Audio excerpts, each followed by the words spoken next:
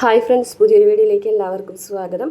അങ്ങനെ ചന്ദ്രശേഖരൻ ശ്രീകാന്തിനോട് പറയുന്നതാണ്, ഇനി നമ്മളെ തൊടാൻ ആർക്കും കഴിയൂല. കാരണം ഏറ്റവും കൂടുതലായിട്ട് നിന്നത് പുളിക്കനായിരുന്നു സാക്ഷിയായിട്ട്. ഇപ്പോൾ സാക്ഷി ഇല്ലാതായ നിലയ്ക്ക് ഇനി നമ്മളെ ഒറ്റാനായിട്ട് ഒരാൾക്കും കഴിയൂല എന്നൊക്കെ പറഞ്ഞിങ്ങനെ സന്തോഷിക്കുകയാണ്. അപ്പോൾ ശ്രീകാന്ത് ചോദിക്കുന്നുണ്ട്, ഉറപ്പാണല്ലോ അച്ഛാന്ന് ചോദിക്കുമ്പോൾ ഉറപ്പാണ്, ഇനി അങ്ങനെ ഒന്നും നടക്കില്ല എന്ന് പറയാൻ കേട്ടോ. പിന്നെ ചന്ദ്രശേഖരൻ പറയും, എനിക്ക് വേറൊരു കാര്യത്തിലാണ് ആകെ സംശയം. എന്ത്? ദർശൻ്റെയും വേദനയും കാര്യത്തിൽ. ദർശനോട് ഞാൻ സംസാരിച്ചു, പക്ഷെ ദർശൻ ആ കാര്യത്തിൽ വലിയ താല്പര്യമുള്ളതായിട്ടൊന്നുമല്ല സംസാരിക്കുന്നതെന്ന് പറയും. അന്നേരം ശ്രീകാന്ത് പറയുന്നുണ്ട്, വേദയോട് അച്ഛനും സംസാരിച്ചു, അതേപോലെ തന്നെയാണ്. മാത്രമല്ല അവൾക്ക് ദർശൻ്റെ കാര്യം സംസാരിക്കുന്നതിനെ പോലും താല്പര്യമില്ല എന്ന് പറയാൻ കേട്ടോ. അപ്പം ഇനി എന്ത് ചെയ്യും എന്ന് ചന്ദ്രശേഖരൻ ചോദിക്കുകയാണ്. ആ വിക്രമാണ് ഇതിൻ്റെ ഇടയിൽ നിൽക്കുന്നത്. എന്ത് ദുരിതത്തിൽ ചെന്ന് അവൾ പെട്ടിട്ടുണ്ടെങ്കിലും വിക്രം രക്ഷിക്കുന്നുള്ളൊരു ധൈര്യമാണ് അവൾക്ക് എന്ന് പറയാൻ കേട്ടോ. അന്നേരം ചന്ദ്രശേഖരൻ പറയുകയാണ്, അപ്പോൾ പിന്നെ അതങ്ങ് ഇല്ലാതാക്കണം എന്ന് പറയുകയാണേ. അപ്പോൾ ശ്രീകാന്ത് പറയുന്നത്, നമുക്ക് പറ്റുന്നില്ലല്ലോ എന്ന് പറയാൻ കേട്ടോ. പറ്റാത്ത കാര്യങ്ങൾ പറ്റിക്കണം, ഇപ്പം നമുക്ക് പുളിക്കാൻ ഇല്ലാതാക്കാൻ പറ്റിയില്ലേ, അപ്പോൾ പിന്നെ അതും ചെയ്യണം എന്നൊക്കെ ഇങ്ങനെ ചന്ദ്രശേഖരൻ പറയുകയാണേ. പിന്നെ സെൻറ്റിമെൻറ്റ്സ് ആവും അവൾക്ക്. വിക്രമിൻ്റെ വിധവയായിട്ട് അത്ര കാലം ജീവിക്കാനൊന്നും അവൾക്ക് കഴിയൂല. പിന്നെ ആ സെൻറ്റിമെൻറ്റ്സിൽ പിടിച്ച് നമുക്ക് കാര്യങ്ങൾ മുന്നോട്ട് കൊണ്ടുപോകാം എന്നൊക്കെ പറയുകയാണേ. അതല്ലാതെ സ്വത്തുക്കൾ നമുക്ക് നമ്മുടേതാക്കാനായിട്ട് വേറൊരു മാർഗ്ഗമില്ല എന്നൊക്കെ പറയാണ് കേട്ടോ. അപ്പോൾ ഒരിക്കലും അവൾ എന്നോട് പറഞ്ഞിട്ടുണ്ട്, ഞാനിരിക്കുന്ന കസേരയിൽ വിക്രമിനെ ഇരുത്തിക്കുന്നുള്ളത് എന്ന് പറയും. ആണോ, അങ്ങനെ പറഞ്ഞിട്ടുണ്ടോ? അങ്ങനെ അവൾ പറഞ്ഞിട്ടുണ്ട്. അതായത് ഞാൻ നോക്കി നടത്തുന്ന കമ്പനികൾക്കൊക്കെ അവകാശം അവൾക്കുണ്ടെന്നും അത് അവൾക്ക് അവരുടെ കയ്യിൽ എത്തിച്ചേരുന്നൊക്കെ അവൾക്ക് അറിയാച്ചാന്ന് പറയാൻ കേട്ടോ. അപ്പം നമുക്ക് കാര്യങ്ങൾ ശരിയാക്കി എടുക്കണം എന്നൊക്കെ പറയുകയാണ്. ആ സമയത്ത് കോള് വരികയാണ് കേട്ടോ ജോണിയുടെ. എന്നിട്ട് ജോണി അവിടെ നടന്ന സംഭവങ്ങളൊക്കെ പറയുകയാണ്. അങ്ങനെ കട്ട് ചെയ്തിട്ട് എന്താ അച്ഛാന്ന് ചോദിക്കുമ്പോൾ ജോണിയാണ് വിളിച്ചത്. ശ്രീനിവാസനും വാസവനും കൂടിയിട്ട് ഒരു കൂടിക്കാഴ്ച നടന്നിട്ടുണ്ടെന്നാണ് അവൻ പറഞ്ഞതെന്ന് പറയാൻ കേട്ടോ. അപ്പോൾ എന്തായാലും പുളിക്കനില്ലാതായാലോ, അപ്പോൾ പിന്നെ ഇനി അതിനെക്കുറിച്ച് പറഞ്ഞിട്ട് കാര്യമില്ല. പക്ഷെ വേറൊരു പ്രശ്നമുണ്ട്. അവന് ബോധം വന്നാലേ അനിയൻകുട്ടന് ബോധം വന്നിട്ടുണ്ടെങ്കിലേ ചിലപ്പോൾ അവൻ നമ്മൾ കൊല്ലുന്നത് കണ്ടിട്ടുണ്ടെങ്കിലോ, അങ്ങനെ വഴിയുണ്ടോ അച്ഛാ? നമ്മളവനെ കണ്ടില്ല എന്നല്ലേ ഉള്ളൂ, അവൻ അവിടെ എവിടെയെങ്കിലും ഉണ്ടായിട്ടുണ്ടെങ്കിലോ നമുക്ക് പറയാൻ പറ്റില്ല എന്ന് പറയാം കേട്ടോ. അപ്പോൾ എന്ത് ചെയ്യും? അവനെ അങ്ങനെ ഇല്ലാതാക്കണം എന്ന് പറയാം കേട്ടോ. യുദ്ധം എന്ന് പറഞ്ഞാൽ ഇങ്ങനെയാണ് ശ്രീകാന്തേ, ഒരെണ്ണം തീർത്തു വരുമ്പോഴേക്കും ചിലപ്പോൾ അടുത്തത് തീർക്കേണ്ടി വരും. അപ്പോൾ നമ്മളതിനനുസരിച്ച് നീങ്ങണം, എന്നാലേ നമുക്ക് രാജ്യം വെട്ടിപ്പിടിക്കാൻ പറ്റുള്ളൂ എന്നൊക്കെ പറഞ്ഞിട്ട് ഇങ്ങനെ അയാൾ പൊട്ടിച്ചിരിക്കുന്നുണ്ടേ. പിന്നെ കാണിക്കുന്നത് വേദ ശങ്കരനാരായണൻ്റെ അടുത്തേക്ക് വരികയാണ്. എന്നിട്ട് അച്ഛനോട് എനിക്കൊരു കാര്യം പറയാനുണ്ട് എന്നൊക്കെ പറഞ്ഞിട്ട് ഇങ്ങനെ നിൽക്കുകയാണ് കേട്ടോ. അച്ഛനറിഞ്ഞില്ലേ പുളിക്കൻ ആരോ കൊന്നതെന്ന് പറയും. അപ്പോൾ അതറിഞ്ഞു. ഇനി വിക്രം തന്നെയാണോ എന്നിങ്ങനെ സംശയിച്ച് നോക്കുകയാണ് കേട്ടോ. ശങ്കരനാരായണൻ ചോദിക്കുകയാണ്, എനിക്കറിയാം എല്ലാവരും വിക്രമിൽ തന്നെ സംശയിക്കുള്ളൂ എന്ന്. പിന്നെ വരുൺ മരിച്ച സമയത്തും വിക്രം അവിടെ ഉണ്ടായിരുന്നില്ല. എന്നിട്ടും വിക്രമിൻ്റെ കൊലപാതകം വരുണിൻ്റെ കൊലപാതകം വിക്രമിൻ്റെ തലയിൽ വെക്കാൻ കഴിഞ്ഞ ആൾക്കാർക്ക് ഇതും അങ്ങനെ തന്നെ ചെയ്യാം. പക്ഷേ ഒരിക്കലും ഞാനങ്ങനെ വിശ്വസിക്കുന്നില്ല. എന്താ നീ അങ്ങനെ വിശ്വസിക്കാതിരിക്കാൻ കാരണം?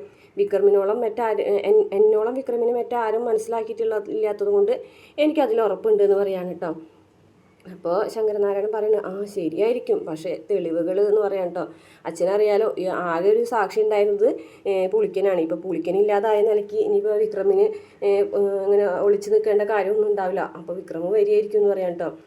ഞാനെന്തായാലും വിക്രമിൻ്റെ വീട്ടിലേക്ക് പോകുമെന്ന് പറയണം. പോകൂ എന്ന് ചോദിക്കാൻ കേട്ടോ. അതെ, പിന്നെ എത്ര നാളെന്ന് വെച്ച് ഇവിടെ വെക്കുന്നത്? നീ എന്തിനാണ് അങ്ങനെ പെട്ടെന്നൊരു തീരുമാനം എടുത്തത്?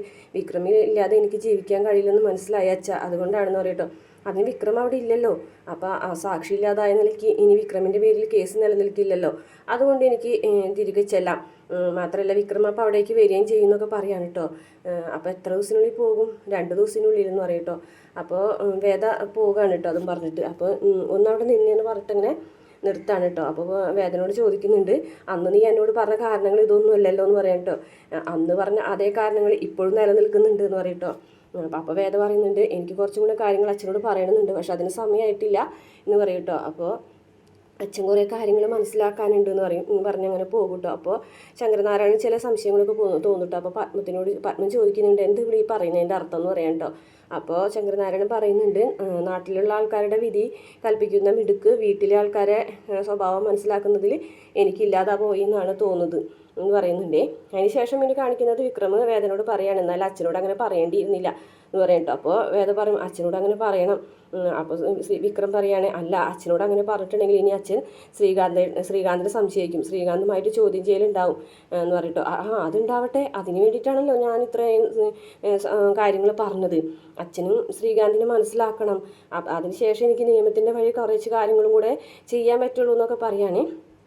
അപ്പോൾ അച്ഛനും കൂടി ഇനി ഇതിൽ പങ്കുണ്ടോ എന്ന് അറിയണമല്ലോ എന്ന് പറയും. അപ്പോൾ വിക്രം പറയും, ഏയ് ഒരിക്കലും അങ്ങനെ വിചാരിക്കുന്നില്ല, നീ ഇറങ്ങി വന്ന കാലത്തുള്ള മനസ്സൊന്നുമല്ല അച്ഛൻ്റെ ഇപ്പോഴത്തെ മനസ്സ്.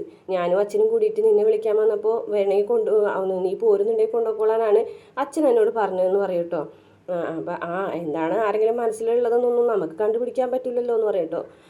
അപ്പോൾ നീ എന്നെയും കൂടി ഉദ്ദേശിച്ചാണോ ഇങ്ങനെ പറഞ്ഞതെന്ന് പറയട്ടോ. നീ ഞാനെന്നുള്ള കഥ നമ്മൾ തമ്മിലുണ്ടോ എന്നൊക്കെ പറഞ്ഞിട്ട് മൂക്കൊക്കെ പിടിച്ച് തിരിക്കുകയാണ് കേട്ടോ. അതിനുശേഷം വേദന ഓടിച്ചിടണം കേട്ടോ.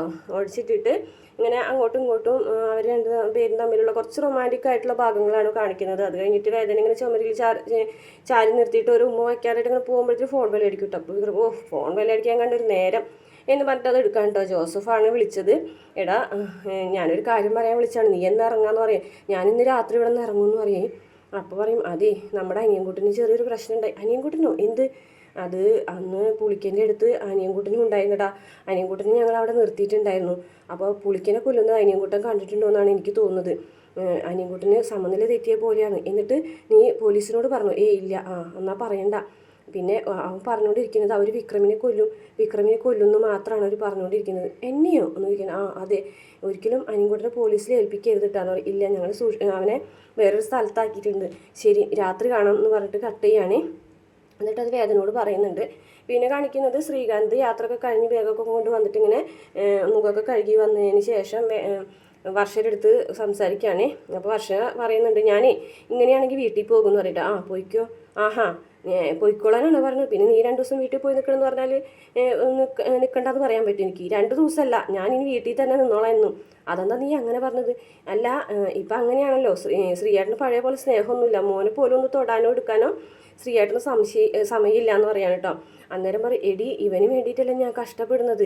അപ്പോൾ വർഷ പറയും, അങ്ങനെ സ്നേഹവും ലാളനം കിട്ടാതെ വെറുതെ ഓടി നടന്നിട്ട് കഷ്ടപ്പെട്ടിട്ട് എന്താ കാര്യം എന്ന് പറയുകയാണെ. എടി ഇവൻ വലുതാവുമ്പോൾ ഇവന് ഒരു ജീവിതം വേണ്ടേ? ഇവന് നമുക്ക് സ്വത്തൊക്കെ സമ്പാദിച്ച് വെക്കണ്ടേ? അതിന് വേണ്ടിയിട്ടാണ് എന്ന് പറയും കേട്ടോ. നിനക്ക് നിൻ്റെ അച്ഛനാണോ നിൻ്റെ അമ്മയാണോ നിന്നെ സ്നേഹിച്ചിട്ടുള്ളത്? എന്നെ അവർ 2 പേരും സ്നേഹിച്ചിട്ടുണ്ട് ആണോ? പക്ഷേ നിനക്ക് കളിപ്പാട്ടം വാങ്ങിച്ചതൊന്നും നീ ഒരു സൈക്കിൾ മേടിച്ചെന്ന കാര്യമൊക്കെ പറയാറുണ്ടല്ലോ. അതെനിക്ക് 4 വയസ്സിലുള്ളപ്പോഴാണ്. അതുപോലെയാണ് നമ്മൾ ആർക്കെങ്കിലും എന്തെങ്കിലും കൊടുക്കുന്നുണ്ടെങ്കിൽ അത് വെച്ചിട്ടാണ് ആൾക്കാർ നമ്മളെ ഓർത്തിരിക്കുക. ഇപ്പം ഇവന് ആരെന്ത് കൊടുക്കണമെന്ന് വെച്ചിട്ട് അത് വെച്ചിട്ട് ഓർത്തിരിക്കുക. അല്ലാണ്ട് കെട്ടിപ്പിടിച്ച് ഉമ്മ വെച്ചവരൊന്നും ആൾക്കാർ ഓർത്തിരിക്കാൻ പോകുന്നില്ല. ഇവന് ഏതെങ്കിലും ഒരു സമയത്ത് രാജാവിനെ പോലെ വാഴണം, ഇവനൊരു രാജ്യം തന്നെ ഞാൻ ഉണ്ടാക്കി കൊടുക്കുന്നൊക്കെ പറഞ്ഞിങ്ങനെ നിൽക്കുകയാണേ. അതിനുശേഷം എനിക്കൊരു ചായ എടുക്കാൻ പറയട്ടോ. പിന്നെ ചോദിക്കുന്നുണ്ട്, വേദന നിന്നോട് സംസാരിക്കാറുണ്ടോ? പിന്നെ എന്നോട് എൻ്റെ മുഖത്ത് പോലും നോക്കാറില്ല. അപ്പോൾ കുറേ മിമിക്രിയൊക്കെ കാണിച്ച് നടക്കണം. മിമിക്രിയോ? അവളെ മുറിയിൽ നിന്ന് ഒരാണിൻ്റെ ശബ്ദത്തിലൊരു പാട്ട് കേട്ടു. ഞാൻ ചോദിച്ചപ്പോൾ പറയാണ് മിമിക്രിയാണെന്ന്. ഏതോ ഒരു പരിപാടിക്ക് പങ്കെടുക്കാനാണെന്ന് പറഞ്ഞെന്ന് പറയുമ്പോൾ മറ്റേ സംശയം തോന്നിയിട്ട് ശ്രീകാന്ത് വേഗം തന്നെ വേദന അടുത്തേക്ക് പോകുകയാണ്. അപ്പോൾ ശങ്കരനാരായണൻ പറയുന്നത്, ശ്രീകാന്ത് നീ അവിടെ നിന്ന് എനിക്ക് കുറച്ച് കാര്യങ്ങൾ പറയാനുണ്ട് എന്ന് പറയുമ്പോൾ അതിനു മുമ്പ് ഞാൻ പോയിട്ട് വേദനയോട് കുറച്ച് കാര്യങ്ങൾ സംസാരിക്കട്ടെ, എന്നിട്ട് അതും കൂടി പറഞ്ഞിട്ട് അച്ഛനോട് സംസാരിക്കാം. നിന്നോട് അവിടെ നിൽക്കാനാണ് ഞാൻ പറഞ്ഞതെന്ന് പറഞ്ഞിട്ട് ദേഷ്യപ്പെടുകയാണ് കേട്ടോ. അപ്പോൾ ശ്രീകാന്തിനോട് ശങ്കരനാരായണൻ വന്ന് പറയാണ്, അതെ വേദന ഈ വീട്ടിലേക്ക് എത്തിക്കാനായിട്ട് ഞാനും കൂടെ കുറേ കാര്യങ്ങളൊക്കെ ചെയ്തിട്ടുള്ള സത്യം തന്നെയാണ്. പക്ഷേ അത് കഴിഞ്ഞതിന് ശേഷം ഞാൻ എൻ്റെ നിലപാട് വ്യക്തമാക്കി കഴിഞ്ഞു. കാരണം വിക്രമിനും വേദയ്ക്കും അവരുടേതായ ജീവിതമുണ്ട്. അപ്പോൾ അവർ ആ നിലയ്ക്ക് പൊക്കോട്ടെ എന്നാണ് ഞാൻ തീരുമാനിച്ചത്. അത് നിന്നോട് ഞാൻ പറയുകയും ചെയ്തു. പക്ഷേ അതിന് ശേഷം നീ വിക്രമിനെയും വേദനയിൽ തമ്മിൽ പിരിക്കാൻ വേണ്ടി പല കാര്യങ്ങൾ ചെയ്തിട്ടുണ്ട് എന്നൊക്കെ പറയാൻ കേട്ടോ. അപ്പോൾ ശ്രീകാന്ത് ചോദിക്കുകയാണ്, അച്ഛനവള ക്രിമിനൽ എന്നാണല്ലോ പറഞ്ഞിരുന്നത്, ഇപ്പം അതൊന്നും അല്ലാതായോ എന്ന് ചോദിക്കുകയാണ്. അത് ശരിയാണ്, അവൻ്റെ പേരിൽ ഒരുപാട് കേസുകൾ വന്നിട്ടുണ്ട്. അതുകൊണ്ടാണ് ഞാൻ അവനെ ക്രിമിനൽ എന്ന് വിളിച്ചത്. പക്ഷേ അതിലൊന്നും അവനെ ഉൾപ്പെട്ടിട്ടില്ല. പക്ഷേ ഒരു കേസിനും ഉൾപ്പെടാതെ ക്രിമിനൽ തരം കൊണ്ട് നടക്കുന്ന സമൂഹത്തിൽ കുറച്ച് ആൾക്കാരുണ്ട് എന്ന് പറഞ്ഞിട്ട് ശ്രീകാന്തിനെ നോക്കുകയാണ് കേട്ടോ. അതോടുകൂടി ഇന്നത്തെ എപ്പിസോഡ് അവസാനിക്കുകയാണേ. പ്രമോള് ശ്രീകാന്തിന്റെ മുഖത്ത് ശങ്കരനാരായണൻ അടിക്കുന്നതും പിന്നെ വേദയും ശ്രീകാന്തും തമ്മിൽ കുറച്ച് വാക്കുതർക്കങ്ങളും കാര്യങ്ങളൊക്കെ നടക്കുകയാണ്. അതിനുശേഷമാണ് ശ്രീകാന്തിനെ വിക്രം അടിച്ച് വീഴ്ത്തുന്നതും സത്യങ്ങളൊക്കെ ശങ്കരനാരായണനോട് പറയുന്നതായിട്ടുള്ള ഭാഗങ്ങളൊക്കെ കാണിക്കുന്നുണ്ട്. ഇനി തെളിവായിട്ട് വരും ആരാണ് പുളിക്കനെ കൊന്നതെന്നൊക്കെ പറയുന്നുണ്ട്.